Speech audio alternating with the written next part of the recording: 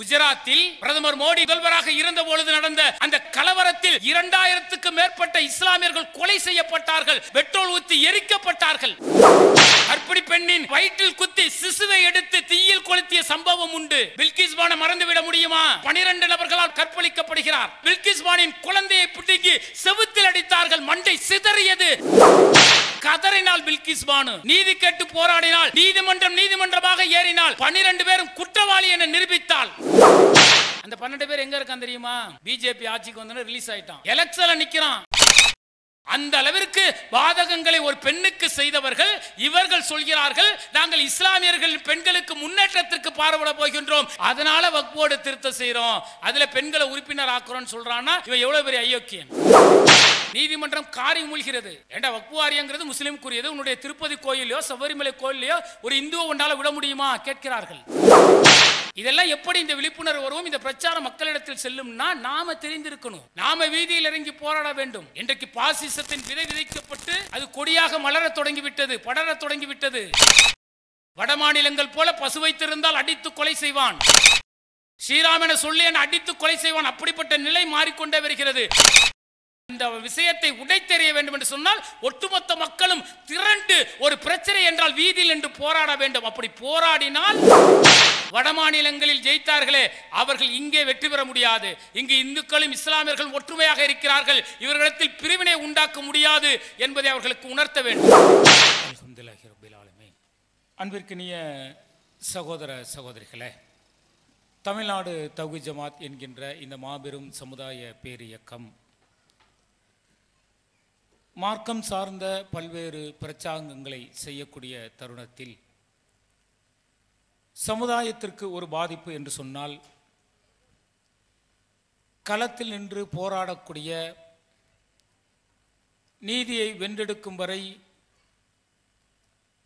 மிக கடுமையாக ஜனநாயக ரீதியாக போராடக்கூடிய ஒரு அமைப்பாக தமிழ்நாடு தௌஹீத் ஜமாத் என்கின்ற இந்த பேரியக்கம் இருக்கிறது.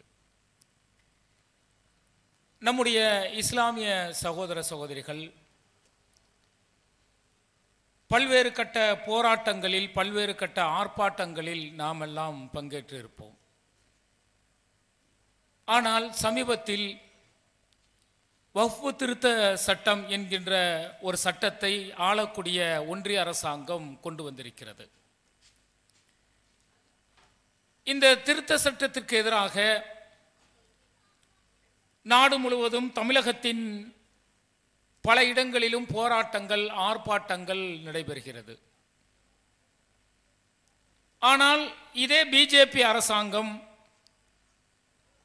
சிஏஏ என்கின்ற குடியுரிமை திருத்த சட்டத்தை கொண்டு வந்த பொழுது நாடே ஸ்தம்பிக்கக்கூடிய அளவிற்கு ஒட்டுமொத்த இஸ்லாமியர்களும் வீதியில் இறங்கி போராடினார்கள். ஆண்களும் பெண்களும் குழந்தைகளும் முதியவர்களும்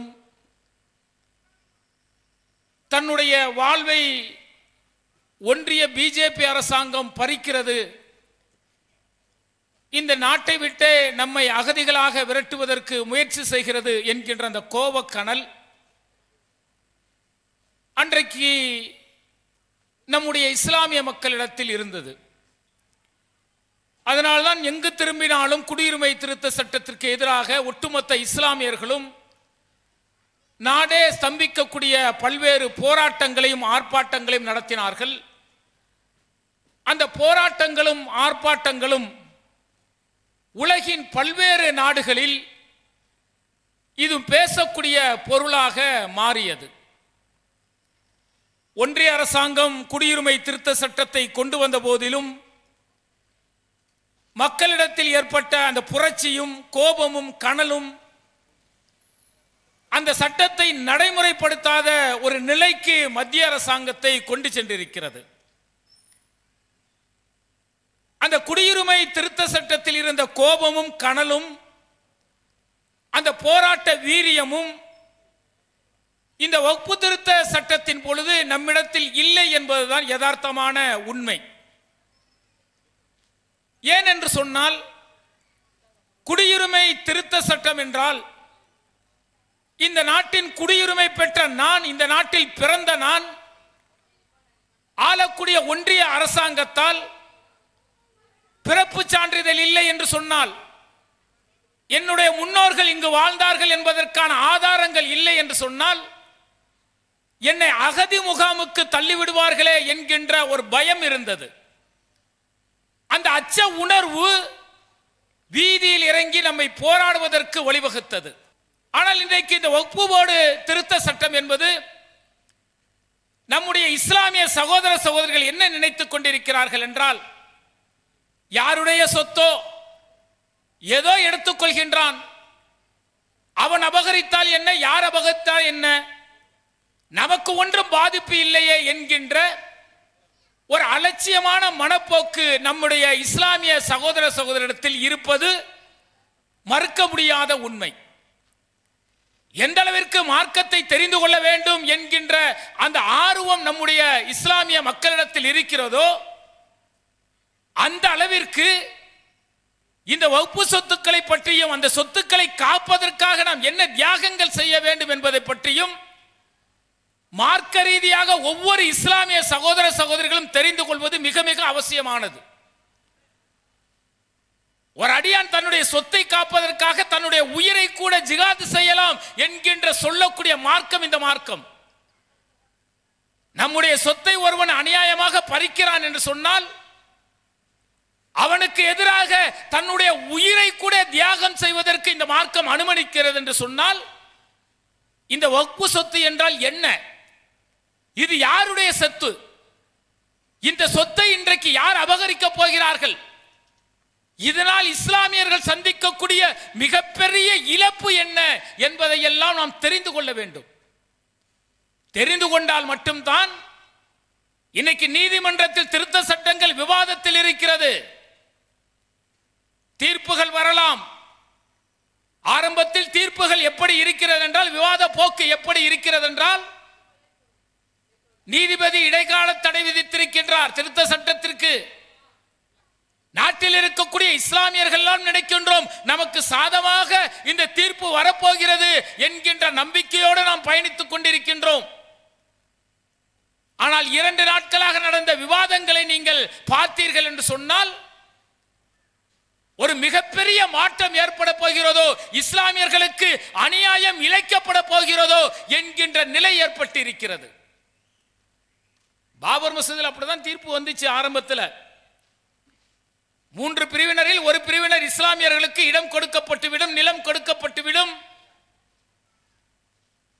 அந்த நிலத்தில் இஸ்லாமியர்கள் பள்ளிவாசலை கட்டுக்கொண்டு இருந்து விடுவார்கள் என்கின்ற கோணத்தில் தான் பல ஆண்டுகளாக நீதிமன்றத்தில் அந்த வாதங்கள் நடந்தது. ஆனால் நீதியரசர்கள் சொன்னார்கள், அது இஸ்லாமியர்களுக்கு உரிய இடம்தான். ஆனால் நாங்கள் மனசாட்சிக்கு, மக்களுடைய பெரும்பான்மை மனசாட்சிக்கு கட்டுப்பட்டு நாங்கள் நீதியை வழங்குகிறோம் என்று சொல்லி, அது இஸ்லாமியர்களுக்கு அந்த இடம் இல்லை, நாங்கள் வேறொரு இடத்தை தருகின்றோம், அங்கே பள்ளிவாசலை கட்டிக்கொள்ளுங்கள் என்று பாதகமான தீர்ப்பு சொன்ன நாடு இந்த நாடு. மறந்துவிடக் கூடாது. இன்றைக்கு இந்திய சட்டமும் இஸ்லாமியர்கள் நிலையும் என்கின்ற தலைப்பு கொடுக்கப்பட்டிருக்கிறது. இதை ஒவ்வொரு இஸ்லாமிய சகோதர சகோதரியும் புரிந்து கொள்ள வேண்டும். என்ன இந்திய சட்டம், இஸ்லாமியர்கள் என்ன நிலையில் இருக்கிறார்கள்? நாம வீட்டில் இன்னைக்கு சந்தோஷமா இருக்கிறோம். காலையில சமைத்தால் பசி இல்லாமல் பட்டினி இல்லாமல் 3 வேளை சாப்பிட்டு நிம்மதியாக இருக்கின்றோம். ஆனால் நாட்டில் லட்சோப லட்ச இஸ்லாமியர்கள் பரிதவித்துக் கொண்டிருக்கக்கூடிய நிலையை நீங்கள் உணர வேண்டும். இன்றைக்கு நாட்டில் மட்டும் எத்தனை இஸ்லாமியர்கள் பரிதவித்துக் கொண்டிருக்கிறார்கள் தெரியுமா? சச்சார் கமிட்டி சொல்கிறது, இந்தியாவில் இஸ்லாமியர்கள் இருக்கிறார்களே, இவர்களுடைய நிலை எப்படி இருக்கிறது என்று சொன்னால், சாலை ஓரங்களில் கூரைகளை அமைத்து, தார்பாய்களை கூரைகளாக அமைத்து இல்லற வாழ்க்கையை நடத்தக்கூடிய நிலையில் பல இஸ்லாமியர்கள் இருக்கிறார்கள். 3 நேர சாப்பாடு கிடைக்காமல் 2 நேர சாப்பாட்டை மட்டுமே சாப்பிட்டு விட்டு நாளை கழிக்கக்கூடிய லட்சோப லட்ச இஸ்லாமியர்கள் இஸ்லாத்தில் இருக்கிறார்கள், தமிழகத்தில் இருக்கிறார்கள், இந்தியாவின் பல்வேறு மூலைகளில் இருந்து கொண்டிருக்கிறார்கள். தமிழகத்தை எடுத்துக்கொண்டால் மதுரையில் ஒரு கழிவறையை 200 இஸ்லாமிய பெண்கள் பயன்படுத்துகின்றார்களாம். அது மட்டுமல்ல, விடியல் காலை 4:30 மணிக்குள் அவர்கள் தங்களுடைய காலை கடனை கழிக்கவில்லை என்று சொன்னால் அன்று முழுவதும் அந்த பெண்கள் படக்கூடிய அவஸ்தையை வார்த்தைகளால் சொல்ல முடியாது. சச்சார் கமிட்டி சொல்கிறது. நம்முடைய சகோதர சகோதரிகள் உண்ண உணவில்லாமல், இருக்க இடமில்லாமல், படிக்க வாய்ப்பில்லாமல் அன்றாடம் பரிதவிக்கக்கூடிய நிலையில் நம்மோடு வாழ்ந்து கொண்டிருக்கிறார்கள். மறந்து விடாதீர்கள். ஆனால் வக்ஃபோர்டு மட்டும் பார்த்தீர்கள் என்று சொன்னால் லட்சோப லட்ச சொத்துக்கள் நமக்கு இருக்கிறது. கோடான கோடி சொத்து, கொஞ்சம் நஞ்சம் அல்ல. சச்சார் கமிட்டி சொல்கிறார்கள் நாடு முழுவதும் 8.25 லட்சம் சொத்துக்கள் இருக்கிறது. அசையும் சொத்துக்கள் மட்டும் 19,000 சொத்துக்கள் இருக்கிறது. இந்த சொத்துக்களில் இருந்து கிடைக்கக்கூடிய வருமானம் மட்டும் ஆண்டுக்கு 12,000 கோடி கிடைக்க வேண்டுமாம். அந்த பணத்தை வைத்துக் கொண்டு சாலை ஓரங்களில் நிற்கிறார்களே, பரிதவித்து பசிப்பட்டினோடு இருக்கிறார்களே, இவர்களுக்கு வாரி வழங்கினால் இந்தியாவில் வறுமை இல்லாத இஸ்லாமிய கூட்டம் உருவாகிவிடும். சச்சார் கமிட்டி சொல்கிறது. நம்முடைய சொத்து நமக்கு கொடுக்கப்பட்டால் அந்த சொத்தை விற்க வேண்டாங்க. அந்த சொத்திலிருந்து கிடைக்கக்கூடிய வருமானம் இருக்கிறதே, வாடகை இருக்கிறதே, அது மட்டும் நாட்டில் 12,000 கோடி கிடைக்குமா? அந்த தொகையை நம்முடைய இஸ்லாமிய ஏழை எளியவர்களுக்கு பகிர்ந்து கொடுத்தால் இஸ்லாத்தில் வறுமையே இல்லாத ஒரு நாடாக இந்தியாவில் இஸ்லாமியர்கள் இருப்பார்கள். சச்சார் கமிட்டி சொல்கிறது. இவ்வளவு சொத்து இருக்கு.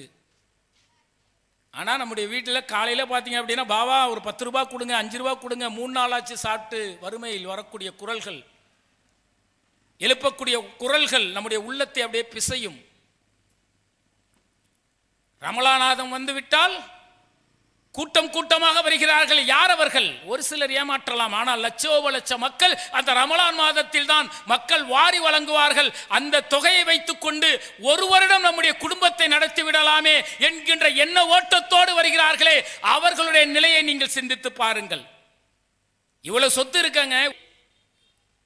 இன்றைக்கு இஸ்லாமியர்களுக்கு கிடைக்காத நிலை, இஸ்லாமிய குடும்பங்கள் அனுபவிக்காத நிலை ஏற்பட்டிருக்கிறது என்றால் ஏன் என்பதை உணர வேண்டும். அடுத்து நாம் என்ன செய்ய வேண்டும் என்பதையும் தெரிந்து கொள்ள வேண்டும். அதற்காகத்தான் இந்த கூட்டம்.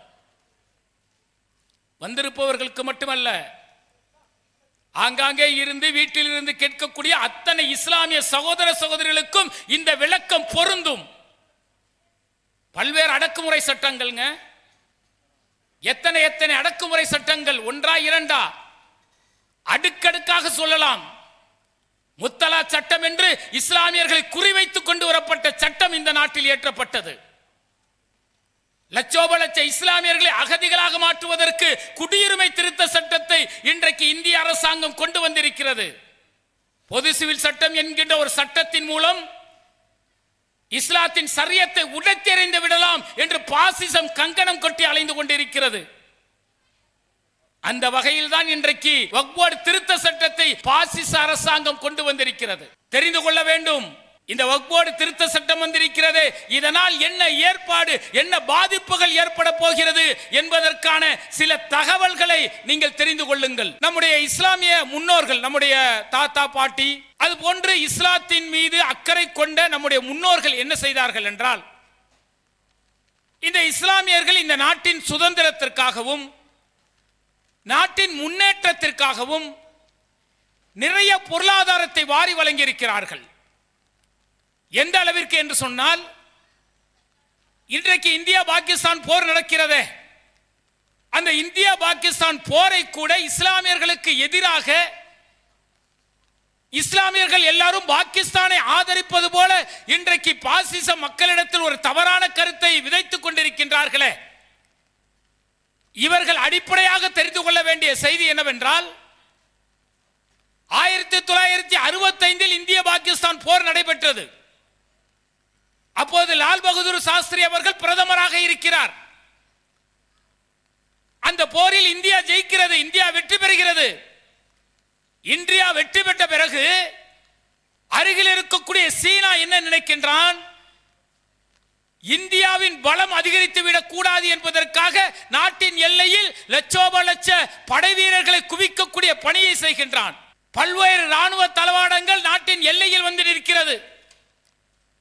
அப்போது நாட்டின் பிரதமராக இருந்த லால் பகதூர் சாஸ்திரி என்ன செய்கிறார் தெரியுமா? நாம் பாகிஸ்தானை போரில் வென்று விட்டோம், ஆனால் அருகில் இருக்கக்கூடிய சீனாவில் இருந்து நமக்கு மிகப்பெரிய நெருக்கடி வர இருக்கிறது. நாம் ராணுவ தளவாடங்களை அதிகரிக்க வேண்டும். ராணுவத்திற்கு பொருளாதாரம் இல்லை. நாட்டில் இருக்கக்கூடிய மக்களே, இந்த நாடு பலமாக எல்லையில் இருக்க வேண்டும் என்று சொன்னால், பாதுகாப்பு அதிகரிக்கப்பட வேண்டும் என்று சொன்னால், உங்களுடைய செல்வங்களை கொடுங்கள். நாம் நாட்டின் பாதுகாப்பிற்கு ராணுவத்திற்கு தேவைப்படுகிறது, பொருளாதாரத்தை கொடுங்கள் என்று அன்றைக்கு பிரதமராக இருந்த லால் பகதூர் சாஸ்திரி அவர்கள் சொல்கிறார். எல்லோரும் பணம் கொடுத்தார்கள். ஆனால் இன்றைக்கு பாகிஸ்தானை இஸ்லாமியர்கள் ஆதரிக்கிறார்கள் என்பது போன்ற ஒரு கருத்தை இன்றைக்கு பாசிசம் விதைத்துக் கொண்டிருக்கிறார்களே, இவர்களுடைய கவனத்திற்கு நாம் சொல்கின்றோம். அன்றைக்கு லால் பகதூர் சாஸ்திரி அவர்கள் கேட்ட பொழுது, மைசூரின் நிஜாமாக இருக்கக்கூடிய மீர் உஸ்மான் அவர்கள் என்ன செய்தார் தெரியுமா? 50 கிலோ டன் தங்க ஆபரணங்களை நாட்டின் பாதுகாப்பிற்காக லால் பகதூர் சாஸ்திரி இடத்தில் கொடுக்கிறார்.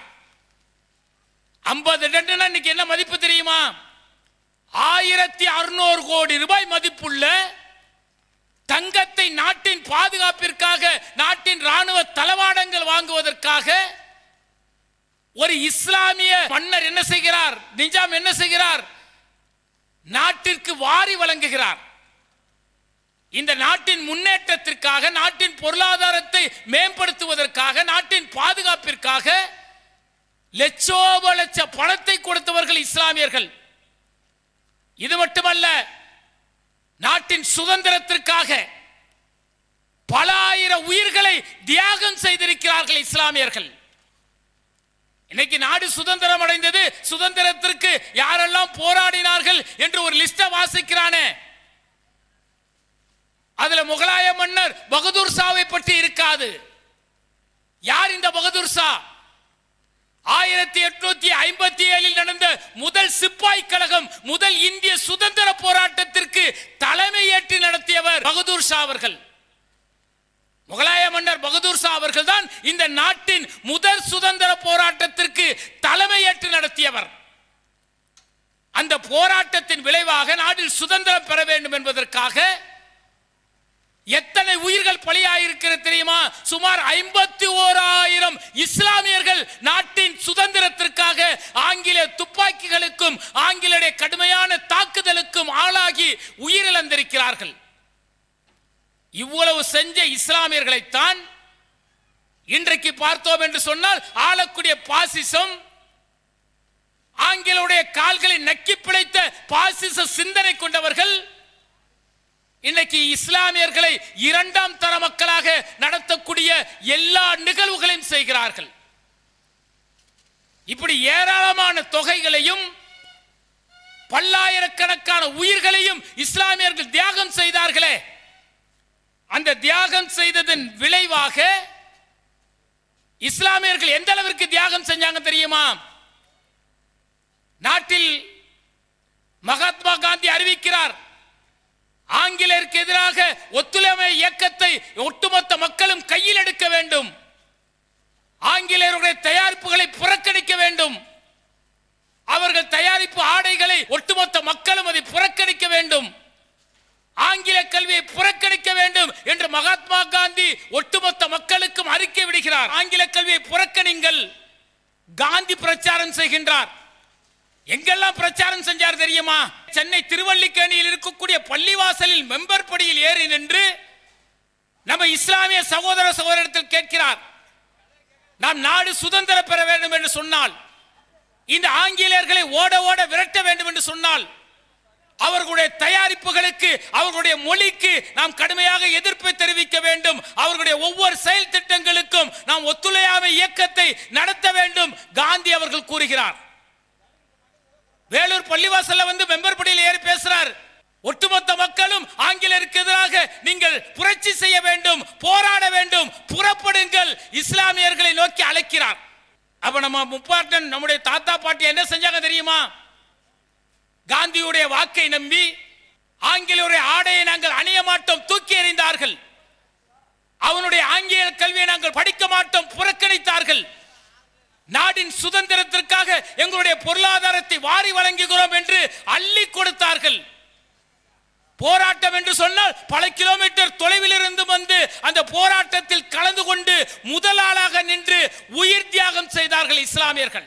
இந்த நாட்டில் சுதந்திரத்தில், இந்த நாடு சுதந்திரம் பெறுவதற்கு இஸ்லாமியர்கள் சிந்திய இரத்தம் இருக்கிறது. அந்த இரத்தத்தை வார்த்தைகளால் சொல்ல முடியாது. ஒட்டுமொத்த மக்களும் சிந்திய வியர்வையை காட்டிலும் இஸ்லாமியர்கள் சிந்திய இரத்தம் ஏகப்பட்டது.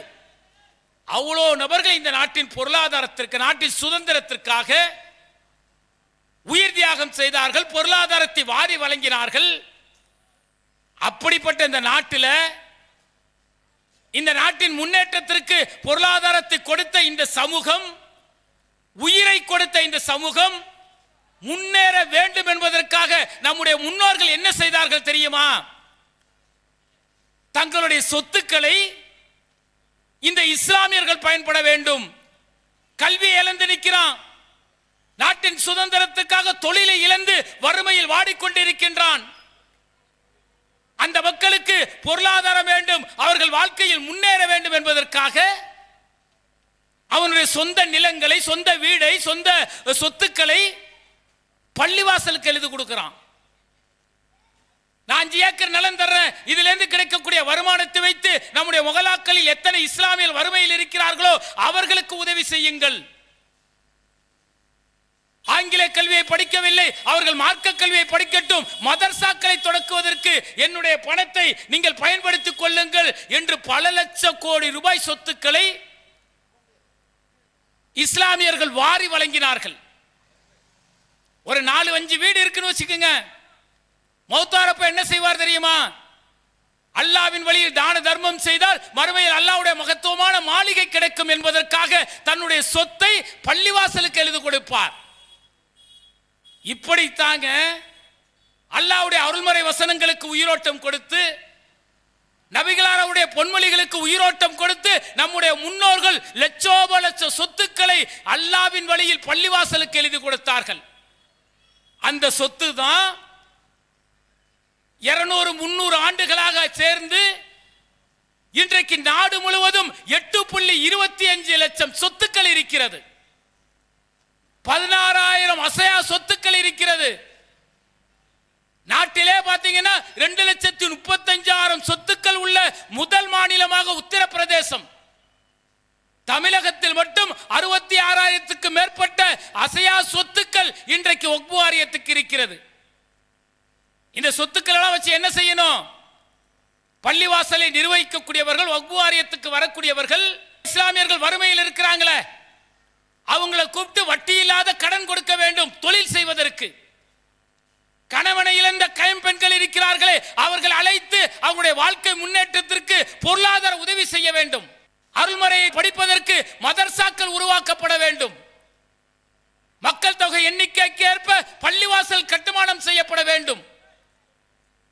ஆங்கிலேய கல்வியை புறக்கணித்ததால் இன்றைக்கு இஸ்லாமியர்கள் உலக கல்வியில் பின்தங்கி இருக்கிறார்கள். உங்கள் பொறியியல் கல்லூரியை தொடங்குங்கள், மருத்துவ கல்லூரியை தொடங்குங்கள், பல்வேறு தொழில்நுட்ப கல்லூரியை தொடங்குங்கள் என்பதற்காகத்தான் நம்முடைய முன்னோர்கள், நம்முடைய சொந்தங்கள், நம்முடைய இஸ்லாமிய மக்கள் முன்னேறுவதற்காக இந்த சொத்தை கொடுத்தார்கள். நீங்க எல்லாம் பாப்பீங்க, நம்முடைய மஹல்லால பாத்தீங்க அப்படின்னா பள்ளிவாசல் இருக்கும். பள்ளிவாசலுக்கு எது வருமானம் பாத்தீங்கன்னா ஒரு 20 ஏக்கர் நிலம் இருக்கும். அந்த நிலத்தை யாராவது உழுது விவசாயம் பண்ணுவார். ஆண்டுக்கு ஒரு தொகை பள்ளிவாசலுக்கு கொடுப்பார். 4-5 வீடு இருக்கும். அதிலிருந்து கிடைக்கக்கூடிய வருமானத்தை வைத்துத்தான் பள்ளிவாசல் நிர்வாகம் செய்யப்படும், மதர்சாக்கள் நடத்தப்படும். இதற்காகத்தான் இந்த சொத்துக்களை நம்முடைய முன்னோர்கள் கொடுத்தார்கள். அந்த சொத்துக்கள் நாடு முழுவதும் பறந்து விரிந்திருக்கிறது. இந்த சொத்துக்களை பராமரிப்பதற்கு ஆங்கில அரசாங்கத்திலிருந்து அவர் என்ன செய்ய 1920ஆம் ஆண்டு வக்ஃப் போர்டு என்கின்ற ஒரு வாரியம் உருவாக்கப்படுகிறது. இஸ்லாமியர்கள் சொத்துக்கள் எங்கு பார்த்தாலும் இருக்கிறது. மத்திய அரசாங்கமும் மாநில அரசாங்கமும் அந்த சொத்துக்களை ஒருங்கிணைத்து அதிலிருந்து கிடைக்கக்கூடிய வருமானத்தை வைத்துக் கொண்டு இஸ்லாமியர்களுடைய அவர்கள் முன்னேற்றத்திற்கு உதவுவதற்கு அந்த வாரியம் இருக்கப்பட வேண்டும். அந்த வாரியத்தில் இருப்பவர்கள் எல்லாம் இஸ்லாமியர்களாக இருக்க வேண்டும். அவர்கள் சட்டம் தெரிந்தவர்களாக, ஷரியத் படித்தவர்களாக, மார்க்க சிந்தனை உடையவர்களாக அவர்கள் இருக்க வேண்டும் என்று அன்றைக்கு வழிமுறையாக்கப்பட்டது. அப்படிதான் வக்ஃப் வாரியம் வருது. நாடு முழுவதும் மத்திய வக்ஃப் வாரியம் உருவாக்கப்பட்டு ஒவ்வொரு மாநிலத்திலும் வக்ஃப் வாரிய சொத்துக்கள் நிர்வகிப்பதற்கு மாநில வக்ஃப் வாரியங்கள் உருவாக்கப்படுது. அதுல 12 பேர் உறுப்பினராக இருக்கலாம். அவங்க என்ன செய்யணும்? எங்கெல்லாம் சொத்து இருக்கிறதோ, எங்கெல்லாம் நிலம் இருக்கிறதோ, எங்கெல்லாம் வருவாய் இருக்கிறதோ அந்த வருவாயை ஈட்டி ஒரு மகளால எத்தனை இஸ்லாமியர்கள் இருக்கிறார்கள், வறுமை கோட்டிற்கு கீழே இருக்கக்கூடியவர்களுக்கு அவர்களுக்கு பொருளாதாரம் கொடுக்க வேண்டும். வீடு இல்லாம இருக்கிறானா ஒரு 500 சதுரடி எடுத்துக்க, ஒரு கொட்டாய் போட்டுக்கிட்டு மாசம் ஒரு 200 ரூபாய் தரவாடகை கொடு வசூல் செய்ய வேண்டும். தொழில் செய்ய வேண்டுமா? 50 லட்சம் 1 லட்சம் நீ போய் அட்வான்ஸ் கொடுக்க வேணாம். இந்த பள்ளிவாசல் இடம் இருக்கிறது, ஒவ்வொரு இடம் இருக்கிறது, அதில் நீ ஒரு கட்டடத்தை கட்டி பல நபருக்கு தொழில் வாய்ப்பு கொடு, ஆனால் மாதம் மாதம் ஒரு தரவாடகை கொடு, வழிகாட்ட வேண்டும். கல்லூரி தொடங்குறியா, பள்ளிக்கூடம் தொடங்குறியா, இந்த 5 ஏக்கர் நிலம் அதுல நீ பள்ளிக்கூடம் கட்டிக்க, மாசம் ஒரு வருமானம் கொடு என்று இந்த வக்ஃப் வாரியத்தில் இருப்பவர்கள் செய்ய வேண்டும். யாருமே செய்யல, அதான் நிஜம். இந்த வக்ஃப் வாரிய பதவி இருக்காங்க, இந்த வாரிய பதவிக்கு போட்டி போட்டு வருவார்கள். இந்த வக்ஃப் வாரிய தலைவர் பதவிக்கு போட்டி போட்டுக் கொண்டு வரக்கூடிய பல்வேறு கட்சிகளை நீங்கள் பார்ப்பீர்கள். ஏன் போட்டி போடுறான் தெரியுமா? ஒரு அமைச்சர் சம்பாதிக்கக்கூடிய பல கோடி ரூபாயை காட்டிலும் இந்த வக்ஃப் வாரியத்தில் பல ஆயிரம் கோடி ரூபாய் அவன் வருமானம் ஈட்ட முடியும். நாடு முழுவதும் இருக்கக்கூடிய வக்ஃப் சொத்துக்களை பல நபர்கள் அபகரித்து வைத்திருக்கிறார்கள். அந்த சொத்துக்களை என்ன செய்வான் தெரியுமா? இது வக்ஃப் சொத்து என்று சொல்லி அவனிடத்திலிருந்து பணத்தை புடுங்குவான். அல்லது வக்ஃப் சொத்துக்களை என்ன செய்வான் தெரியுமா? இதை விற்பதற்கு எங்களுடைய கமிட்டி முடிவு செய்திருக்கிறது என்று சொல்லி பிரபலம் இல்லாத பத்திரிகையில் நாங்கள் விளம்பரம் கொடுத்து விட்டோம், மக்கள் ஆட்சேபனை தெரிவிக்கவில்லை, இந்த இடத்தை விற்கிறோம் என்று சொல்லி பல ஏக்கர் நிலங்களை வித்து வருமானம் பார்த்தவர்கள் இந்த வக்ஃப் வாரிய சேர்மனாக இருந்தவர்கள். இன்றைக்கு சிலர் பம்மி ஒதுங்கி நிற்கிறான், வக்ஃப் பிரச்சனை கையில் எடுக்காம இருக்கிறான். என்ன காரணம் தெரியுமா? பல கோடி ரூபாய் சுட்டிட்டான். அதனாலதான் வக்ஃப் போர்டு பிரச்சனைக்கு மக்களை திரட்டி போராடுவதற்கு தயங்குகிறார்கள். நம்ம சொத்து வாங்கன்னு சொன்னா நீ இன்னைக்கு பருப்புல இருந்தியாடா, அப்ப பருப்புல இருக்கிறப்போ இவ்வளவு இஸ்லாமியர்கள் ஏழ்மையில் இருந்தார்களே, அவர்களுக்கு நிலத்தை கொடுத்தாயா, அவர்களுக்கு குடிசை அமைப்பதற்கு வாய்ப்பை ஏற்படுத்தி கொடுத்தாயா? மக்கள் கேட்பார்கள், விழிப்புணர்வு அடைந்து விடுவார்கள் என்பதற்காக இந்த வக்ஃப் சேர்மன்ல இருந்தானே அத்தனை பேர் இன்னைக்கு அமைதியா இருக்கிறான். இப்படி இருக்கும் போதுதான் ஒரு சில நல்ல உள்ளம் கொண்டவர்கள் வருவாங்கல்ல. இந்து சகோதரர்லாம் பார்த்தீங்கன்னா கோயில் சொத்து நாசம், ஏன்னா கோயில் சொத்துல கை வச்சுட்டா அது குலநாசம்னு நம்புவான். ஆனால் அந்த வக்ஃப் சேர்மனில் இருந்தவர்கள், பொறுப்பில் இருந்தவர்கள் அல்லாஹ்வின் வழியில் கொடுக்கப்பட்ட சொத்தை அபகரித்து ஆக்கிரமித்தவர்களிடத்தில் பணத்தை பெற்றுக்கொண்டு இஸ்லாமிய சமூகத்தையே இன்றைக்கு வறுமை கோட்டிற்கு கீழே நிற்க வைத்திருக்கிறார்கள் என்றால் அதற்கு இவர்கள் தான் காரணம். அப்பதாங்க ஒருத்தர் வர்றார். யார் வர்றா? கீழக்கரையை சேர்ந்த அப்துல் ரஹ்மான் என்கின்ற ஒருவர் வக்ஃப் போர்டு தலைவராக வருகிறார். இப்போ ஒரு இடத்திற்கு முன்பாக அவர் என்ன செய்கிறார்? ஏன்னா அல்லாஹ்வின் வழியில் கொடுக்கப்பட்ட சொத்துக்கள் இன்னைக்கு எல்லோரும் ஆக்கிரமிச்சு வச்சிருக்கிறான். அதிலிருந்து கிடைக்கக்கூடிய வருமானத்தை விட்டு ஏழை எளியவர்களுக்கு உதவி செய்யலாமே, ஒன்றும் செய்ய முடியாத நிலையில் இருக்கிறதே என்று சொல்லி அவன் என்ன செய்கிறார் என்றால், எங்கெல்லாம் வகுப்பு சொத்து இருக்குன்னு கணக்கெடுக்கிறார். தமிழகத்தில் கணக்கெடுக்கிறாரு, 60,000 சொத்துக்கள் இருக்கிறது. உடனே அந்த சார் பதிவாளர் இருக்காரு, பத்திர ஆபீஸ், அந்த ரிஜிஸ்ட்ராவிற்கு ஒரு கடிதம் எழுதுறார். இந்த சர்வே நம்பர்ல இருக்கிறதெல்லாம் எங்க வக்ஃப் போர்டு சொத்து, இந்த சொத்துக்களை வாங்குவதற்கோ விற்பதற்கோ யாருக்கும் உரிமை கிடையாது என்று அப்ஜெக்ஷன் நோட்டீஸ் ரிஜிஸ்டர் ஆபீஸில் கொடுக்கிறார். அப்பதான் திருச்செந்தூர் கிராமத்தில் ஒரு கோயிலும் அந்த வக்ஃப் சொத்துல வருது. எப்படி வந்தது? நம்ம வேலுநாச்சியார் இருந்தாங்களே, சிவகங்கை ஆண்ட வேலுநாச்சியார், அவர்கள் காலத்தில் இஸ்லாமியர்களுக்கு ஒரு கிராமத்தை வக்ஃப் பண்ணி இருக்கிறாங்க. இந்த சொத்து இஸ்லாமியர்களுடைய வளர்ச்சிக்கு பயன்படட்டும். அதுல தான் பாத்தீங்கன்னா கோயில் இருக்கு, பல்வேறு சமூகத்தை சேர்ந்தவர்கள் இல்லங்கள் இருக்கிறது. அவர்கள் வாழ்ந்து கொள்ளலாம், அவர்களுக்கு எந்த கட்டுப்பாடும் கிடையாது. அதிலிருந்து கிடைக்கக்கூடிய வருமானத்தை வைத்துக் கொண்டு சிறுபான்மை வறுமையில் இருக்கக்கூடிய இஸ்லாமியர்கள் பயனடைய வேண்டும் என்பதற்காக அந்த அரசு கொடுத்த சொத்து தான் அந்த ஊர்ல இருக்கக்கூடிய சொத்து. அதற்கு தாமிர பத்திரங்கள் இருக்கிறது. அப்பதான் இங்க இருக்கக்கூடிய சங்கிகள் என்ன செய்கிறார்கள், எனது வக்ஃப் வாரிய சொத்துல பள்ளிவாசல் இடத்துல கோயிலா அல்லது கோயில் இடத்தை பள்ளிவாசல் என்று பள்ளிவாசல் இடம் என இவர்கள் சொல்கிறார்களே என்று சொல்லி அந்த பிரச்சனையை பெருசாக்குகிறார்கள். மேலர் பல சங்கி அமித்ஷா மோடி போன்றவர்களுக்கு இந்த தகவல் செல்கிறது. சிறுபான்மைத்துறை அமைச்சராக இருக்கக்கூடிய ரிஜுவுக்கு இந்த தகவல் செல்கிறது.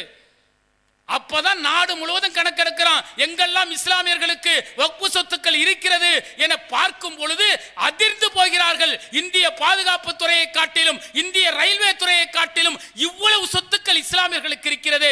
யார் வைத்திருக்கிறான் பார்த்தா பல அரசாங்க நிறுவனங்கள் வக்ஃப் போர்டு நிறுவ சொத்துல இருக்கு. பல நாட்டின் தொழிலதிபர்கள் இல்லங்கள் மாளிகைகள் வக்ஃப் போர்டு சொத்துல இருக்கு. ஏன்னா இஸ்லாமியர்கள் வறுமை கோட்டில் இருக்கிறான், அன்றாடம் சாப்பிட முடியாமல் அன்றாடம் வருமானம் ஈட்ட முடியாமல் மனைவி மக்களை விட்டு விட்டு பல ஆண்டுகள் வெளிநாட்டில் சென்று வருமானம் ஈட்டுக் கொண்டிருக்கின்றான். 20 வயசுல போனவன் 60 வயசில் இளமை எல்லாம் துறந்து வந்து தன்னுடைய மனைவி மக்களிடத்தில் நிற்கின்றான். ஏன்னா இந்த சொத்துக்களில் இருந்து அவனுக்கு கொடுத்திருந்தா அவன் ஒரு தொழில் செய்வதற்கோ வீடு கட்டுவதற்கோ அவன் ஏதாவது ஒரு தொழில் பண்ணுவதற்கு கொடுத்திருந்தால் அவன் இந்தியாவிலே இருந்து வருமானம் ஈட்டியிருப்பானே. ஆனா இந்த சொத்துக்களை எல்லாம் யார் அபகரித்திருக்கிறார்கள், எங்கே இருக்கிறது என்று பார்த்த இந்த சங்கிகளுக்கு அப்பதான் புரியுது, இவ்வளவு சொத்து இருக்கா, இதை ஆக்கிரமிக்கணும், இதை புடிஞ்சிடணும் அப்படிங்கிறது தான். திடீர்னு ஒரு சட்டத்தை கொண்டு வரான். நீங்க பிஜேபியோட அஜெண்டாவை 2 ஆண்டுகளுக்கு முன்னே பாருங்க. பாபர் மசூதி கட்டணுங்குவான், காஷ்மீரில் 370 சட்டத்தை கொண்டு வர வேண்டும் என்பான், முத்தலாக் சட்டத்தை கொண்டு வர வேண்டும் என்பான், நாடு முழுவதும் 3000 பள்ளிவாசல்கள் நாங்கள் குறி வைத்திருக்கிறோம் என்பான். அதே போல பாத்தீங்கன்னா இஸ்லாமியர்களுக்கு பொது சிவில் சட்டத்தை கொண்டு வர வேண்டும், குடியுரிமை சட்டத்தை கொண்டு வர வேண்டும் என்று செயல் திட்டம் எல்லாம் வச்சிருப்பான். அதுல வக்ஃப் போர்டு பிரச்சனையே இருக்காது. வக்ஃப் போர்டு பிரச்சனை எப்ப வருது, இதுல கவனம் வருகிறது என்று சொன்னால் சில நல்ல மனிதர்கள் இது இஸ்லாமியர்களுக்கு பயன்பட வேண்டும் என கவனம் செலுத்தும் பொழுது இந்த சங்கி என்ன நினைக்கிறான், இந்த சொத்துக்களை எல்லாம் நாம் அபகரிப்பதற்கு ஒரு திருத்த சட்டத்தை கொண்டு வர வேண்டும் என்று சொல்லி 44 வகையான திருத்தங்களை கொண்டு வந்திருக்கின்றான். அந்த திருத்தத்தில் 44 வேணாங்க, ஒரு 5 விஷயங்களை மட்டும் நான் சொல்கிறேன், நீங்கள் கேட்டுக்கொள்ளுங்கள். ஓரிரை கொள்கையை சிதைக்கக்கூடிய ஒரு பாதகமான திருத்தத்தை அவன் செய்திருக்கின்றான். வக்ஃப் போர்டு நிறுவனத்தில் மாநிலத்தில் இருக்கக்கூடிய வக்ஃப் வாரியத்தில் 12 நபர்கள் உறுப்பினராக இருக்க வேண்டும். அந்த 12 நபர்களில் இஸ்லாம் அல்லாதவர்கள் 2 நபர்கள் இருக்க வேண்டும் என்று திருத்தம் கொண்டு வந்திருக்கிறான். சபரிமலையிலேயோ அல்லது திருப்பதி கோயிலையோ அல்லது அறக்கட்டளை நிர்வகிக்கக்கூடிய கோயிலில் வந்து இஸ்லாமியர்கள் கொண்டு வந்துருவானா? ஒரு பாபநாச பக்கத்தில் பெருந்தொகைங்கிற ஊர், அந்த ஊரில் பார்த்தீங்க அப்படின்னா நர்கிஸ் கான் அப்படின்னு ஒருத்தர், அவர் அந்த கோயிலுடைய அறக்கட்டளையிலே தலைவராக மாறிவிட்டார். உடனே இந்த சங்கிகள்லாம் குதிச்சுட்டானுங்க, ஒரு கோயில்ல எப்படி ஒரு இஸ்லாமியர் அறக்கட்டளை தலைவராக முடியும்? கடுமையான கண்டனங்கள், எங்கு பார்த்தாலும் இதை பற்றிய பேச்சு. அப்புறம் தமிழக அரசு போய் விசாரிச்சா அந்த ஆளு பாத்தீங்க அப்படின்னாக்க ஹிந்து, தாயுடைய வயிற்றில் இருக்கும் பொழுது ஒரு இக்கட்டான சூழ்நிலையில ஒரு முஸ்லீம் டாக்டர் பிரசவம் பார்த்திருக்கார். பிரசவம் பார்த்து அந்த குழந்தையை பெற்று நல்ல முறையில் பெற்றெடுத்துட்டாங்க. அந்த தாய் நன்றி உணர்வோடு அந்த டாக்டர் இஸ்லாமியரோட டாக்டர் பேரை ஒரு இந்து சகோதரி என்ன செய்யறா, தன்னுடைய குழந்தைக்கு பேர் வச்சிருக்கிறார். அவர் தான் நர்கிஸ் கான், ஒரு மிகப்பெரிய ஆளாக வந்துட்டார். இந்து அவர் பேரு நர்கிஸ் கான் இருக்கிறதுக்காக இவன் என்ன செஞ்சிட்டான், ஒரு இஸ்லாமியர் எப்படி வரலாம் என்று மிகப்பெரிய கண்டனத்தை எழுப்பி பல்வேறு மக்களிடத்தில் பார்த்தீர்களா, அறக்கட்டளையில் இஸ்லாமியர்கள் வந்து விட்டார்கள், இந்து மக்களின் உரிமைகளை பறித்து விட்டார்கள் என செய்தியை பரப்புறான். ஒரு கோயில்ல உன்னுடைய ஜாதியக்காரன் உன்னுடைய மதத்தைக்காரன் வந்ததற்கு ஒரு புரட்சியை ஏற்படுத்தியவன் நம்முடைய இஸ்லாமிய வகுப்பு வாரியத்தில் 2 இஸ்லாமிய அல்லாதவர்கள் கொண்டு வருவானாம். கொண்டு வந்து அவர்கள் கண்காணிப்பார்களாம். என்ன கண்காணிப்பார்கள்? நாட்டில் பார்த்தீங்கன்னா 1,10,000க்கு மேற்பட்ட பள்ளிவாசல் இருக்கு, பல 100 மதர்சாக்கள் இருக்கிறது. நீங்க உத்தரப்பிரதேசத்தில் எடுத்தீங்கன்னா கல்வி நிலையங்களை காட்டில் மதர்சாக்கள் அதிகம். இந்த மதர்சாக்களையும் பள்ளிவாசலையும் யார் நிர்வாகம் செய்கிறார்கள் என்று சொன்னால் வக்ஃப் வாரியம் தான் நிர்வாகம் செய்யறான். இந்த வக்ஃப் வாரியத்தில் தான் தேர்தல் நடத்துவாங்க. வக்ஃப் வாரியத்திலிருந்து கிடைக்கக்கூடிய தொகைத்தான் அந்த பள்ளிவாசல்களுக்கு பகிர்ந்து கொடுக்கப்படும். அப்ப வக்ஃபு வாரியம் தான் இதை நிர்வாகம் செய்கிறது, பகிர்ந்து அவர்களுக்கு தொகையை கொடுக்கிறது என்று சொன்னால், ஒரு நான் முஸ்லீம் வந்துட்டான்னு வச்சுங்க, 2 பேர் 12 பேர் உட்கார்ந்து பேசுவாங்க. எங்க பேசுவாங்க? பள்ளிவாசல் வந்து உட்காருவாங்க. காலையில நம்ம சகோதரர்கள் சுபு 2 ரக்காத் ஃபர்ல தொழுதுட்டு ஓதுவார்கள். அது நம்முடைய வழக்கம் இல்ல, சுன்னத். அது அப்படி ஓதும் போது இவன் என்ன செய்வான் தெரியுமா? வருங்காலத்துல மத நல்லிணக்கம்னு சொல்லுவான். பாய் நாமெல்லாம் ஒண்ணுக்குள்ள ஒன்னாயிட்டோம். ஏன்னா காலையில 2 வசனம் அருள்முறை வசனங்களை ஓதுறீங்க, 2 குர்ஆன் வசனங்களை ஓதுறீங்க, மத நல்லிணக்கம் இல்லையா? 2 ஸ்லோகங்களை ஓதுங்கள், பகவத்கீதை தருகிறேன் 2 ஓதுங்கள் அவன் சொல்லுவான். அப்ப என்ன சொல்லுவான்? மத நல்லிணக்கங்குவான். ஏங்க எங்க கோயில்ல வேணா உங்க வசனத்தை சொல்றோம், பள்ளிவாசல்ல 2 ஸ்லோகத்தை ஓதுவாங்குவான். இது அடிப்படையை சிதைக்கக்கூடியது. அத்தோடு நிறுத்த மாட்டான், மதரசாக்கு வருவான். ஆலிமா குர்ஆன் சொல்லி கொடுத்துக்கிட்டு இருப்பாங்க. நம்முடைய சகோதரர்களுக்கு குர்ஆன் வசனங்கள் கற்றுத்தரப்படும். அங்க வருவான். என்னங்க குர்ஆன் வசனம் சொல்லிக்கிட்டு இருக்கீங்க, மத நல்லிணக்கம் இல்லையா? நாமெல்லாம் ஒன்றோடு ஒன்று இல்லையா? இன்றைக்கு நம்ம உறுப்பினரா சேர்ந்துட்டோமே. தினந்தோறும் 2 திருக்குறளை குழந்தைக்கு சொல்லிக் கொடுங்க, 2 ஸ்லோகத்தை சொல்லிக் கொடுங்க அங்குவான்.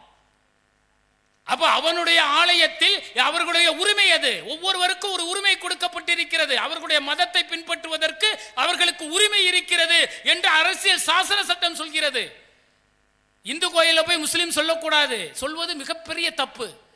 அவ முஸ்லீம் இருக்கிற இடத்துல இந்து சகோதரர் வந்து அவருடைய கருத்தை சொன்னால், நம்ம இன்னைக்கு போராடுறோமேங்க, ஓரிரை கொள்கை சொல்வதற்கு மக்களிடத்தில் கடுமையாக போராடுகின்றோமே, இந்த நிலை சிதறிவிடும். நாளைக்கு அவன் உட்கார்ந்து என்ன பண்ணுவான்? பள்ளிவாசல் அதிகாரம் பண்ணுவான், மதரசாக்களை இப்படி நடத்துங்கள் என்று திட்டம் போடுவான். நம்ம ஜால்ரா போடுற சகோதரர்களும் வேற வழி இல்லாம ஜால்ரா போடுவாங்க. அப்போ ஒட்டுமொத்த ஓரிரை கொள்கையும் சிதைக்கக்கூடிய பணி முதல் பணி. இது பாதகமான நிகழ்வு. இது மட்டுமல்ல, இரண்டாவதாக இன்னைக்கு என்ன செஞ்சிருக்காங்க தெரியுங்களா? ஒரு போர்ட்டல் வெளியிட்டு இருக்காங்க. திருத்த சட்டம் வந்துருச்சு, திருத்த சட்டம் நிறைவேறிடுச்சு, கோர்ட்ல நம்ம போய் ஸ்டே வாங்கியிருக்கிறோம். அந்த திருத்த சட்டத்தில் இந்த அரசாங்கம் என்ன செஞ்சிருக்காங்க தெரியுமா? ஒரு வெப்சைட்டை வெளியிட்டு இருக்காங்க. ஒரு வெப்சைட், ஒரு போர்ட்டல் இருக்கு, ஒரு போர்ட்டல் இருக்கு. அது என்ன சொல்றாங்க? அந்த திருத்தம் செய்த பிறகு எங்கெல்லாம் வகுப்பு சொத்துக்கள் இருக்கிறதோ அந்த சொத்துக்களை உடனடியாக நீங்கள் பதிவேற்றம் செய்யுங்கள். இப்போ உதாரணத்தில் ஏனங்குடியில் எனக்கு வந்து ஒரு 5 ஏக்கர் வகுப்பு சொத்து இருக்குன்னு வச்சுக்கோங்க. இது என்னுடைய சொத்து என்பதற்கு என்ன பத்திரம் இருக்கு, என்ன நகல் இருக்கு, என்ன உயில் இருக்கு, எல்லாத்தையும் சேர்த்து என்ன செய்யணுமா? அந்த போர்ட்டல், அந்த வெப்சைட்ல ஏத்தணுமா? இப்படி உங்களுடைய வகுப்பு சொத்துக்களை நீங்கள் உடனடியாக பதிவேற்றம் செய்துவிட வேண்டும். அப்படி செய்யக்கூடிய சொத்துக்கள் மட்டும்தான் வகுப்பு சொத்துங்கிறான். இது சாத்தியமான ஒன்றா? நம்முடைய முன்னோர்கள் 500 ஆண்டுகளுக்கு முன்பு நம்முடைய சொத்துக்களை கொடுத்திருப்பார்களே, ரிஜிஸ்டர் ஆபீஸ்ல வந்து கையெழுத்து போட்டிருக்க மாட்டாங்க. 1945க்கு பிறகுதாங்க பட்டா சிட்டா பத்திர முறைகள்லாம் வருகிறது. அதற்கு முன்பு என்ன தெரியுமா செய்வாங்க? நம்முடைய முகல்லால இருப்பாங்க, வீட்டில் இருக்கக்கூடிய வயதானவர் என்ன செய்வார் தெரியுமா? மரண தருவாயில் முகல்லாவாசிகளை கூப்பிடுவார், ஜமாத்தாரை கூப்பிட்டு இந்த வீடு நான் பள்ளிவாசலுக்கு தர்றேங்குவார். இதுதான், எந்த ரெக்கார்டும் கிடையாது, வாய்மொழியாக வந்தது. இப்படி வாய்மொழியாக கொடுத்த சொத்துக்கள் மட்டும் ஏராளமாக இருக்கிறது. இவன் என்ன செய்யறான்? என்ன பத்திரம் இருக்கு, என்ன ஆவணம் இருக்கிறது, அதை நீங்கள் பதிவேற்றம் செய்து வக்ஃபு சொத்துக்கள் என்பதை நீங்கள் உறுதிப்படுத்திக் கொள்ளுங்கள். உங்களிடத்தில் ஆவணமோ பத்திரமோ நகலோ உங்களுக்கான எந்தவித சான்றிதழ் இல்லை என்று சொன்னால் அந்த சொத்து பிரச்சனைக்குரிய சொத்துங்கிறான். புரியுதா? போ, நமக்கு வீடு கொடுத்திருப்பாங்க, நம்முடைய மகளால ஒரு வீடு கொடுத்திருப்பாரு. அந்த வீட்டுக்கு பத்திரம் இருக்காது, ஒண்ணும் இருக்காது. இப்போ போய் நான் பதிவேற்றம் செய்ய முடியாது. இப்ப இந்த சொத்து என்னவா? பிரச்சனைக்குரிய சொத்தாம். இந்த பிரச்சனைக்குரிய சொத்து யார் தீர்வு சொல்லுவா தெரியுமா? முதல் வந்து பாத்தீங்கன்னா வக்ஃப் போர்டு சேர்மன் வந்து சொல்லுவாரு, ஆமான்னு வந்து விசாரிப்பாரு. ஆமா, இந்த இவரோட தாத்தா இவருடைய தாத்தா இது பள்ளிவாசலுக்கு கொடுத்ததுங்க என்று சொல்லி அவர் சொல்லிட்டு போயிருவாரு, இது வக்ஃபு சொத்துன்னு. இப்ப திருத்த என்ன தெரியுமா? வக்ஃப் வாரிய தலைவர் சொல்ல முடியாது, மாவட்ட ஆட்சியர் தான் பிரச்சனைக்குரிய சொத்து யாருக்குரிய சொத்து என சொல்வாராம். யாருக்கு சொல்வார்? வந்து ஐஏஎஸ் படித்தவர் மாவட்ட ஆட்சியர், மாவட்ட ஆட்சியர் தான். ஆனால் அந்த மாவட்ட ஆட்சியரை ஆட்டி வைப்பது யார் என்று சொன்னால் மத்திய அரசாங்கம். மத்திய அரசாங்கம் நினைத்தால் எந்த மாவட்ட ஆட்சியராலையும் உடனடியாக தன்னுடைய பதவிக்கு, தன்னுடைய மத்திய அரசு பதவிக்கு அளித்துக் கொள்ள முடியும். அப்ப மத்திய அரசின் கைப்பாவையாக செயல்படக்கூடிய ஒரு மாவட்ட ஆட்சியர் நம்ம சொத்து பிரச்சனைக்குரிய சொத்துன்னு வந்துச்சுன்னா யாருக்கு பதில சொல்வாரு? யாருக்கு ஆதரவாக சொல்வார்? நீதிமன்றத்தில் போய் 500 வருஷம் நாங்க இருந்தோம், நீதி கிடைக்கல. இவன் டாக்குமெண்ட் இல்லாத சொத்துக்கு இவன் யாரை சொல்லுவான்? சிந்திக்கணும் இல்ல? அப்படி பிரச்சனைக்குரிய சொத்து இருக்குல்ல, இது மட்டும் பார்த்தீங்கன்னா 8.25 சொத்துக்களில் 70% சொத்துக்கள் நம்மிடத்தில் எந்தவித ஆவணங்களும் கிடையாது, பிரச்சனைக்குரிய சொத்தாக இருக்கிறதாம். உதாரணத்துக்கு ஊப்பியில பார்த்தீங்கன்னா 2,30,000 சொத்துக்கள் இருக்குங்க, வக்ஃப் சொத்து.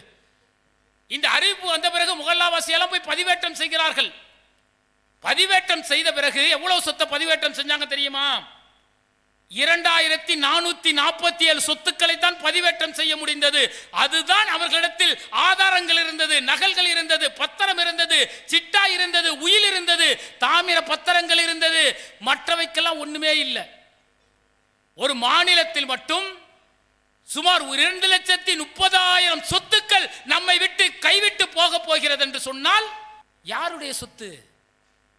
நம்ம சொத்துங்க. நம்முடைய முன்னேற்றத்துக்காக நம்முடைய முன்னோர்கள் நமக்காக கொடுத்தார்கள். அந்த சொத்தை அபகரிப்பதற்கு இன்றைக்கு பாசிசம் திட்டமிட்டு இருக்கிறார்கள் என்றால் நாம் அமைதியா இருந்துட முடியுமா? நம்ம சொத்தாச்சங்க. எப்போ கேட்க போறோம்? எப்போ போராட போகின்றோம்? எப்போது இதற்கு கேள்வி எழுப்ப போகின்றோம்? இது மட்டுமல்லையா, இன்னொரு திருத்தம் கொண்டு வந்திருக்கான் தெரியுமா? என்ன திருத்தம் தெரியுமா?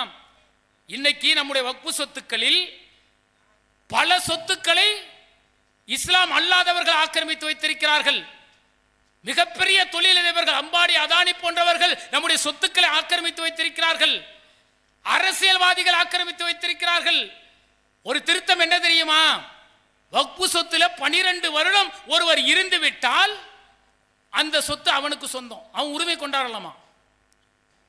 புரியுதாங்க உங்களுக்கு? ஒருத்தன் ஆக்கிரமிச்சு வச்சிருப்பாங்க சொத்தை, நிலத்தை ஆக்கிரமிச்சு வச்சிருக்கிறான் பல ஏக்கர். நீங்க புதுக்கோட்டை சைடில் நீங்க போயிட்டீங்க அப்படின்னாக்க, அப்படியே நீங்க தேவக்கோட்டை விருதுநகர் சைட்லாம் போனீங்கன்னா லட்சோபலட்ச ஏக்கர் நிலம் இருக்கிறது. அது அனுபவிப்பு யாருன்னா யாரோ ஒருவன் அனுபவித்துக் கொண்டிருப்பான். இந்த சட்ட திருத்தம் வந்த பிறகு அது பள்ளிவாழ் சொத்தா இருக்காது. 12 வருஷம் வச்சிருக்கான் அப்படின்னா அது அவனுக்குரிய சொத்தாக மாறிவிடும், அவன் உரிமை கொண்டாட முடியும் என்று இந்த திருத்தம் சொல்கிறது என்று சொன்னால் எவ்வளவு பெரிய பாதகம் புரியுதா? அவ இருக்கக்கூடிய 8.25 லட்சம் சொத்துக்களில் 70% சொத்துக்கள் போயிட்டா நம்மள்ட்ட என்ன இருக்கும்? வெறும் 20-30% சொத்து தான் இருக்கும். அப்ப இந்த திருத்தம் வந்தது என்று சொன்னால், இன்றைக்கு நீதிமன்றம் இதற்கு இடைக்கால தடை, இதற்கு ஆதரவாக தீர்ப்பு வழங்கவில்லை என்று சொன்னால் நம்முடைய சொத்துக்கள் ஒட்டுமொத்தமாக அபகரிக்கக்கூடிய செயலை பாசிசம் செய்கிறார்கள். இது போராட முடியாது. நீங்க குடியுரிமை திருத்த சட்டம்னா ஒரு 2000 பேர் அகதியா தள்ளுனா நாடு முழுவதும் வெடிக்கும், புரட்சி வெடிக்கும், மக்கள் போராடுவார்கள். ஊப்பியில 1000 ஏக்கர் நிலத்தை எடுத்துக்கிட்டானா யாருக்கு தெரியும்? பஞ்சாபில் இருக்கக்கூடிய இஸ்லாமிய சொத்தை பறித்து விட்டால் யாருக்கு தெரியும்? யாருக்குமே தெரியாது. தமிழகத்தில் இருக்கக்கூடிய பல ஏக்கர் சொத்துக்களை மெல்ல மெல்ல பிரச்சனைக்குரிய சொத்தாக கொண்டு சென்று விட்டால் என்ன நடக்கும்? ஒண்ணுமே இருக்காது. அப்ப இந்த மீதி 30% சொத்து இருக்குல்ல, இதையாவது இந்த ஜமாத்தார்கள், வக்ஃப் வாரியத்தில் இருக்கக்கூடியவர்கள் சுதாரித்து காப்பாற்றிக் கொள்வதற்கு முயற்சி எடுக்க வேண்டும். இன்னைக்கு இஸ்லாமியர்கள் வறுமையில் இருக்கான்லங்க, அன்றன்றைக்கு வருமானம் ஈட்டி உணவு சாப்பிடக்கூடிய நிலையில் இருக்கிறார்களே, சொந்த இல்லம் இல்லாமல் இருக்கிறார்களே, தொழில் செய்ய முடியாத நிலையில் இஸ்லாமியர்கள் இருக்கிறார்களே, அவர்களுக்கு இந்த நிலத்தை பகிர்ந்து கொடுக்க கூடாதா? இருக்கக்கூடிய 30% சொத்தாவது இப்படி பிரிச்சு கொடுக்கணும். முகல்லாவாசிகள் நிர்வாகத்தில் இருக்கிறார்கள். ஏன்னா நம்ம சொத்து நம்முடைய மக்கள் பயன்படுத்தும். இன்னைக்கு எவனோ எடுத்துட்டு போறானாங்க. அப்படி அன்றைக்கு வக்ஃப் வாரியத்தில் இருந்தவர்கள் சிந்தித்திருந்தால் இன்றைக்கு இந்த நிலம் வந்திருக்காதுங்க. அந்த இடங்கள் எல்லாம் இஸ்லாமியர்கள் இருந்திருப்பார்கள். அதை ஆக்கிரமிப்பதற்கோ அதை பிடுங்குவதற்கு அரசாங்கம் சென்றால் ஒட்டுமொத்த மக்களும் வீதியில் வந்திருப்பார்கள். அந்த நிலை இல்லை. அவன் வச்சிருக்கிறான், போராடுறான், அவன் எடுத்துட்டு போட்டுங்கிற நிலைமை கொண்டு வந்துட்டான். இது மட்டும் இல்லாமல் நாங்க என்ன திருத்தம் செஞ்சிருக்கோம் தெரியுமா? வக்ஃப் வாரிய 12 நபர்களில் 2 பெண்களை நாங்கள் கொண்டு வரப்போகிறோம். யார் சொல்றா? பாசிச சிந்தனை கொண்ட இந்த பிஜேபி சொல்கிறது. ஆல்ரெடி 2 பெண்கள் வக்ஃப் வாரியத்தில் 2 பேர் இருக்கிறாங்க. ஆனா இவன் என்ன செய்யறான்? மக்கள்கிட்ட வந்து மடைமாற்றுவதற்கு, இஸ்லாமியர்கள் பெண்களை முடக்குகிறார்கள் என்று சொல்வதற்காக இந்த வாரியத்தில் 2 பெண்களை கொண்டு வந்து நாங்கள் அவர்கள் உரிமையை பெற்றெடுக்க போகிறோம் என்று சொல்கின்றான். யார் சொல்கிறார் தெரியுமா? குஜராத்தில் பிரதமர் மோடி முதல்வராக இருந்த பொழுது நடந்த அந்த கலவரத்தில் 2000க்கும் மேற்பட்ட இஸ்லாமியர்கள் கொலை செய்யப்பட்டார்கள். குற்றுயிரும் கொலையுருமாக பெட்ரோல் ஊற்றி எரிக்கப்பட்டார்கள். கர்ப்பிணி பெண்ணின் வயிற்றில் குத்தி சிசுவை எடுத்து தீயில் கொளுத்திய சம்பவம் உண்டு. பில்கிஸ் பானு மறந்துவிட முடியுமா? கண்முன் சகோதரிகள் 12 நபர்களால் கற்பழிக்கப்படுகிறார். பில்கிஸ் பானின் குழந்தையை பிடிங்கி செவுத்தில் அடித்தார்கள், மண்டை சிதறியது. கதறினால் பில்கிஸ் பானு நீதி கேட்டு போராடினால், நீதிமன்றமாக ஏறினால், 12 பேரும் குற்றவாளி என நிரூபித்தால், அந்த 12 பேர் எங்க இருக்கான் தெரியுமா? பிஜேபி ஆட்சிக்கு வந்து ரிலீஸ் ஆயிட்டான். பார்லிமெண்ட் எலெக்ஷன்ல போட்டி போடுறாங்க, எலெக்ஷன்ல நிக்கிறான். அந்த அளவிற்கு பாதகங்களை ஒரு பெண்ணுக்கு செய்தவர்கள் இவர்கள் சொல்கிறார்கள், நாங்கள் இஸ்லாமியர்கள் பெண்களுக்கு முன்னேற்றத்திற்கு பாடுபட போகின்றோம், அந்த இஸ்லாமியருடைய பெண்களின் முன்னேற்றம் எங்களுக்கு தேவை, அதனால வக்ஃபோர்டு திருத்தம் செய்யறோம், அதுல பெண்களை உறுப்பினர் ஆக்குறோம்னு சொல்றான்னா இவன் எவ்வளவு பெரிய அயோக்கியன். நம்ம இவன் எவ்வளவு அடக்குமுறை கொண்டு வந்தாலும் அடங்க மாட்டோங்க. கபில் சிபில் எதிர்க்கட்சியை கபில் சிபில் பார்லிமெண்ட்ல சொல்றார், மோடி அவர்களே நீங்கள் 370 சட்டத்தை ரத்து செய்தீர்கள், முத்தலாக் சட்டத்தின் மூலம் இஸ்லாமியர்கள் அடக்கலாம் என நினைத்தீர்கள், குடியுரிமை திருத்தத்தின் மூலம் இஸ்லாமியர்களை அகதிகளாக தள்ளிவிடலாம் என நினைத்தீர்கள், நீங்கள் எத்தனை அடக்குமுறை செய்தாலும் அணு அளவிற்கும் அஞ்சாமல் இஸ்லாமியர் நிற்கிறார்களே, உங்களுக்கு வெட்கமாக இல்லையா? மோடியை பார்த்து கபில் சிபில் கேட்கிறார். அப்படிப்பட்ட உறுதியை அல்லாஹ் தஆலா கொடுத்திருக்கிறான். ஃபிரௌனிடத்தில் ஏகத்துவத்தை சொன்னவர்கள், நம்ரூத் மன்னனிடத்தில் ஏகத்துவத்தை சொன்னவர்கள், உயிர் எங்களுக்கு துச்சமாக மதிக்கக்கூடிய இஸ்லாமியர்கள் என்று அவர் புரிந்து கொண்டு சொல்கிறார் என்றால், இவன் எவ்வளவு அடக்குமுறை கொண்டு வந்தாலும் நான் அடங்கி விடுவோமா? அடங்க மாட்டோம். எங்களுடைய உரிமையை பெற்றெடுப்பதற்கு ஜனநாயக ரீதியாக போராடுவோம். நீ சட்டங்களை கொண்டு வா, முத்தலாக் சட்டம் மூலம் இஸ்லாமியர்களை ஒடுக்கலாம் என நினைத்தாய். யாராவது முத்தலாக் சட்டம் போய் வழக்கு நிக்கிறானுங்க கோர்ட்ல? டேய், முத்தலாக் சட்டத்தை கொண்டு வருவ, எனக்கு என்னுடைய ஷரியத் சட்டம் இருக்கிறது, என்னுடைய பள்ளிவாசல் ஜமாத்தார்கள் பேசுவார்கள், அவர்கள் அல்லாஹ்விற்கு அஞ்சி நீதியை வழங்குவார்கள், நான் அவர்களிடத்தில் நீதியை பெறுவேன் என்று இஸ்லாமியர்கள் அங்கே தானே செல்றாங்க. முத்தலாக் சட்டம் கொண்டு வந்த பிறகு எத்தனை இஸ்லாமியர்களை அவன் கைது செய்திருக்கின்றான்? ஒன்றுமே கிடையாது. குடியுரிமை திருத்த சட்டம் கொண்டு வந்தான், எத்தனை இஸ்லாமியர்களை அவன் அகதியாக்க முடிந்தது? ஒன்று முடியவில்லை. இவன் எந்த சட்டத்தை கொண்டு வந்தாலும் சரி, அஞ்ச மாட்டோம், கவலைப்பட மாட்டோம், நாங்கள் அச்சப்பட மாட்டோம், கவலைப்பட மாட்டோம், நாங்கள் அல்லாஹ்வை மட்டுமே வணங்கக்கூடிய முஸ்லிமாக இருக்கின்றோம். வானவர்கள் எங்களுக்கு நற்செய்தி சொல்வார்கள், நீங்கள் அல்லாஹ்வை மட்டுமே வணங்கக்கூடிய முஸ்லிமாக இருந்து உறுதியாக இருந்தீர்கள் என்று சொன்னால் உங்களுக்கு வாக்களிக்கப்பட்ட சோனம் கிடைத்தே தீரும் என்று அந்த வானவர்கள் சொல்வார்களே, அந்த நற்செய்திக்காக நாங்கள் போராடக்கூடியவர்கள். இவர்கள் மறந்து விட்டார்கள். அவ இஸ்லாமிய பெண்கள் சிந்திக்கணும். ஃபேஸ்புக்கை புரட்டுறோம், பல விஷயங்களை தெரிந்து கொள்ளணும்னு ஆர்வப்படக்கூடியவர்கள், இந்த பிஜேபி அரசாங்கம், இந்த பாசிஸ்ட் சிந்தனை கொண்டவர்கள் எப்படிப்பட்ட அடக்குமுறைகளை செய்கிறார்கள் என்பதை நாம் தெரிந்து கொண்டு, நடுநிலையான இந்து சகோதரர்கள் இருக்கிறாங்க. எங்கள் அறநிலைத்துறையில் முஸ்லீம் வரக்கூடாதுன்னு சொல்கிற, அப்போ வக்ஃப் வாரியங்கிறது முஸ்லீம் சொத்து, அதை ஏண்டா போகணும்னு கேட்கக்கூடிய நல்ல சகோதரர்கள் இருக்கிறார்கள். நீதிமன்றம் காரி மூழ்கிறது, ஏண்டா வக்ஃப் வாரியங்கிறது முஸ்லீமுக்குரியது, உன்னுடைய திருப்பதி கோயிலையோ சபரிமலை கோயிலையோ ஒரு இந்துவை ஒன்றால் விட முடியுமா கேட்கிறார்கள். இதெல்லாம் எப்படி இந்த விழிப்புணர்வு வரும், இந்த பிரச்சாரம் மக்களிடத்தில் செல்லும்னா நாம தெரிந்திருக்கணும், நாம வீதியில் இறங்கி போராட வேண்டும். நீங்க ஒரு 20 வருஷத்துக்கு முன்னாடி இருந்த தமிழகம் வேற, இன்றைக்கு இருக்கக்கூடிய தமிழகம் வேற. இன்றைக்கு பாசிசத்தின் விதை விதைக்கப்பட்டு அது கொடியாக மலர தொடங்கிவிட்டது, படர தொடங்கிவிட்டது. வட மாநிலங்கள் போல பசு வைத்திருந்தால் அடித்து கொலை செய்வான், ஸ்ரீராம் என சொல்லி என அடித்து கொலை செய்வான். அப்படிப்பட்ட நிலை மாறிக்கொண்டே வருகிறது. அது அந்த விஷயத்தை உடைத்தெறிய வேண்டும் என்று சொன்னால் ஒட்டுமொத்த மக்களும் திரண்டு ஒரு பிரச்சனை என்றால் வீதியில் என்று போராட வேண்டும். அப்படி போராடினால் வட மாநிலங்களில் ஜெயித்தார்களே, அவர்கள் இங்கே வெற்றி பெற முடியாது. இங்கு இந்துக்களும் இஸ்லாமியர்களும் ஒற்றுமையாக இருக்கிறார்கள், இவர்களிடத்தில் பிரிவினை உண்டாக்க முடியாது என்பதை அவர்களுக்கு உணர்த்த வேண்டும். அதுபோல பார்த்தீங்கன்னா நிறைய சட்டங்கள் இருக்கிறது. பொது சிவில் சட்டம்னு கொண்டு வந்திருக்கிறான். இந்த பொது சிவில் சட்டம் என்ன? 4 திருமணம் இஸ்லாத்தில் செய்கிறார்கள், சொத்து பிரச்சனை அவர்களே தீர்த்துக் கொள்கிறார்கள், விவகாரத்து பிரச்சனை அவர்களே தீர்த்துக் கொள்கிறார்கள், வாரிசுரிமைக்கு அவர்களே முடிவு செய்கிறார்கள். இது எல்லா மதத்துக்கும் இருக்கு. இஸ்லாத்தில் எப்படி இருக்கிறதோ அதுபோல இந்து மதத்தில் பார்த்தீங்கன்னா கூட்டு குடும்பமாக இருந்தால் வரி சலுகை. சீக்கியர்கள் என்று சொன்னால் இராணுவத்தில் கூட அவங்க டர்பன் அணிந்து கொள்ளலாம், தாடி வைத்துக் கொள்ளலாம். மிகப்பெரிய இராணுவ அதிகாரியா இருந்தாலும் தனியாக ஒரு குறுமாலை வைத்துக் கொள்ளலாம். தனிநபர் சட்டம் கொடுக்கக்கூடிய அதிகாரம். இப்படி நாடு முழுவதும் பல மதங்கள் இருக்கிறது, அந்த மதங்களுக்கென தனிநபர் சட்டம் இருக்கிறது, அவர்கள் உரிமை சார்ந்த விஷயம் என்று அரசியல் சாசன சட்டம் சொல்கிறது. ஆனா இவன் என்ன நினைக்கிறான், இஸ்லாமியர்கள் மட்டும் குறிவைத்து இஸ்லாமியர்கள் 4 திருமணம் செய்கிறார்கள், அது எப்படி கூடுங்கிறான். எத்தனை பேருங்க 4 திருமணம் பண்ணியிருக்கிறோம்? இவன் என்ன சொல்றான், 4 மனைவி திருமணம் செய்கிறார்கள், இதை தடுக்க வேண்டும் என்பதற்காக பொது சிவில் சட்டங்கிறான். எங்க தலாக் தலாக்குன்னு சொல்லி மனைவியை விவாகரத்து செய்து விடுகிறார்கள். அதனால் பொது சிவில் சட்டம் வேண்டும்ங்கிறான். இந்தியாவில் மட்டும் பல விவாகரத்து வழக்குகள் கோர்ட்டில் நிலுவையில் இருக்கிறது. இஸ்லாமியர்களுடைய வழக்குகள் சொற்பமாக இருக்கிறது. கணவன் மனைவி இணைந்து வாழவில்லை என்று சொன்னால் ஜமாத்தில் விசாரிக்கிறார்கள், வாய்ப்பு தருகிறார்கள். வாய்ப்பு தந்து அவர்கள் இணையவில்லை என்று சொன்னால் ஒரு முறை தலாக்கு சொல்லி 2-3 மாத கால அவகாசம் கொடுக்கிறார்கள். இரண்டாவது தலாக்கு சொல்லியும் திரும்ப சேர்வதற்கு வாய்ப்பு. மூன்றாவது தலாக் சொல்லிவிட்டால் பிரிந்து விடலாம். வாய்ப்பு மிக இலகுவாக ஒரு குடும்ப பிரச்சனை தீர்க்கப்படுகிறது. ஆனா இவன் என்ன சொல்றான், நீங்க எங்களுடைய சட்டத்துக்கு வாங்க, எங்களை எப்படி வழக்குகள் லட்சோப லட்ச வழக்குகள் நிலுவையில் இருக்கிறதோ அதுபோல உங்களுடைய வழக்குகளும் நிலுவையில் இருக்க வேண்டும். பொது சிவில் சட்டம் வந்தால் விவகாரத்து என்றால் கோர்ட்டுக்கு வாங்கங்கிறான். பல மாநிலங்களில் இதை நடைமுறைப்படுத்த முடியவில்லை. உத்தராகண்டில் பண்ணா அங்கே மக்கள் எழுச்சி. வாரிசுரிமை சொத்துரிமை பற்றி பேசுறான். சொத்து பெண்களுக்கு உரிமை உண்டு, சொத்துலங்கிறான். அறிவிலிகள் இவர்கள். 1400 ஆண்டுகளுக்கு முன்பே அல்லாஹ்வுடைய தூதர் அவர்கள் சொத்து விஷயத்தில் சொன்னார்கள், 5 1 பங்கு பெண்ணுக்கு உரிமை உண்டு அப்பாவுடைய சொத்துல.